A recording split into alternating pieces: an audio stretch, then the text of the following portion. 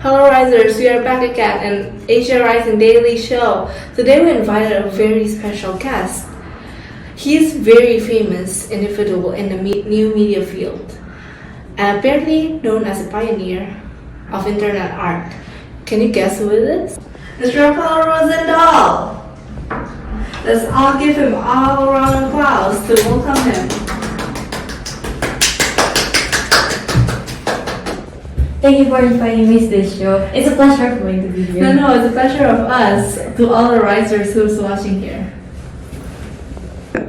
A few days before, our PR team tried to contact Rafael. However, we encountered some problems along the way.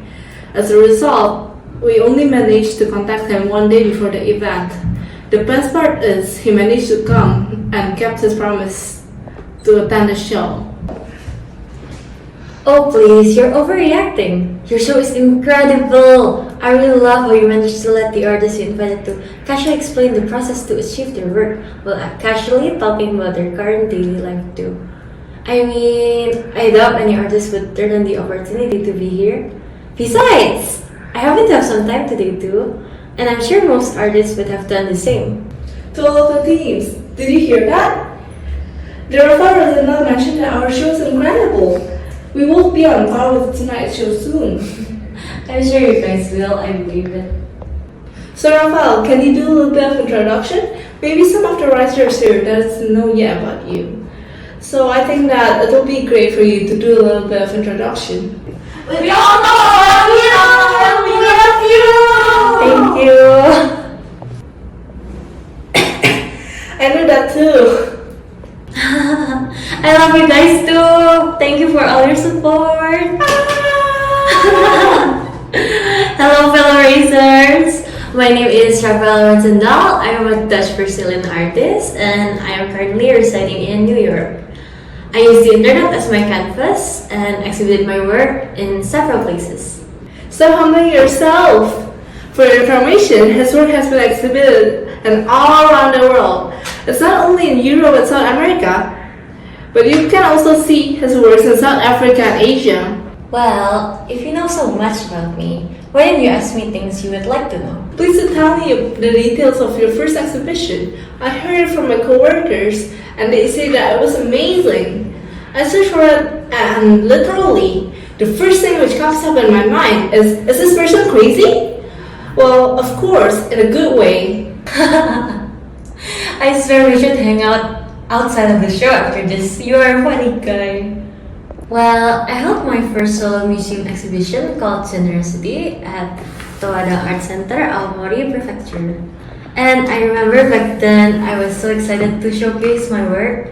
And I mean, I still am excited to showcase all of my work. But you know, the first is always special to everyone. It is. I remember the first time meeting you and it felt really special. I seriously can't tell if you're being serious or not. I'm serious and I really do feel special about it.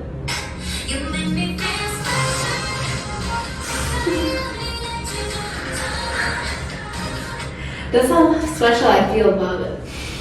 So why do you choose Towada Art Center as the first place to showcase your exhibition? It's because the architecture of the building seems like a perfect fit for my work. I tend to work in systems, different groups of work based on different rules, and I often explore my creativity and limitations like websites, haiku, interaction, and textile. All of these are rule-based environments, and the architecture of Towada Art Center seems to express this idea in the way visitors flow from room to room through bright corridors. The building seems like different parts of a brain, different thoughts connected, but also worlds on their own. So I end up choosing this place to hold my first exhibition. Your first exhibition takes place in 2018. It's been about 5 years since then. Time flies fast. It felt like only yesterday that I held my first exhibition. Up until now, did you have any artworks that you're most proud of? Like every other artist, yes, of course I do. It's one of my recent work called Screen Time. Sounds like a horror to me. Same! I still cannot fathom like the pure speechlessness I always experience whenever I've learned about the time I put in my electronic devices. Right? This work compromises my two other ongoing series of works called Into Time. It is a series of lenticular paintings and abstract browsing, like a series of tapestries. So both Into Time and abstract browsing are explorations into the nature of time in its various forms. So the first is landscapes. We both often encounter it in our contemporary society. It is seen through like the window of the screen on our electronic devices, and rather than an actual window in space. So in the context of the history of humans and landscape, we have shifted from the time when people look out into the world through physical windows to a different version. So instead of a physical window, let's say our families are gathered around the television, then we will see the window through the television to watch movie images. And now in this present moment, we have grown accustomed to spending our time on the individual scenes of our personal devices, like consuming our favorite content when and where we please. So as the title of this exhibition says, Screen Time evokes the expanse of time in which the continuum of visual culture is developing. Now that I heard from you myself, Screen Time is really different. In a good or bad way? Certainly in a good way. As someone who has been long in the industry, Do you have any highlights of your career that you think is memorable? I mean, I wouldn't call it the most memorable, but I think it's worth mentioning and sharing with everyone. So, guys, one of the most memorable times for me throughout my career is when I became a jury in the CAF, or as in Contemporary Art Foundation Award in 2019 to 2022. So, I could see a lot of my potential work during that time actually. So, Rafael, we prepared several questions from fans on Twitter. Would you like to see it? I would love to. I'm actually curious about the questions they asked me. Don't worry, it's nothing too weird or anything. The first question is from I Love Rafael for Life. The user of the Twitter seemed to be a hardcore fan of yours. Then asked, what do you think of position? Oh my god. First of all, thank you for all of your love. So to answer your question, well, I personally don't understand the impulse to like own art. I mean, I love the empty spaces and being in it.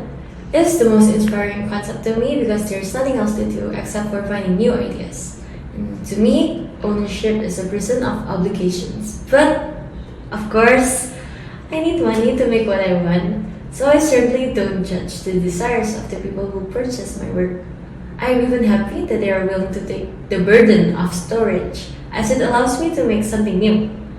It's just that the more money I have, the poorer I felt. And there's more to lose. I made a good amount of money this year, more than I ever have, but I have no idea what to do with it other than to keep it in a jar and feed it. The money I have made me feel safe, yet I also feel like I'm not. I never thought about money that way before. Now that you thought about it, I see money in a different way. I never thought about it too until I made more money than I usually make. It brings me a different concept of money and possession. The last question is from art enthusiasts. They ask how do we identify whether an artist is serious or not. I have been in several exhibitions and some of them are showcasing works about the modern times.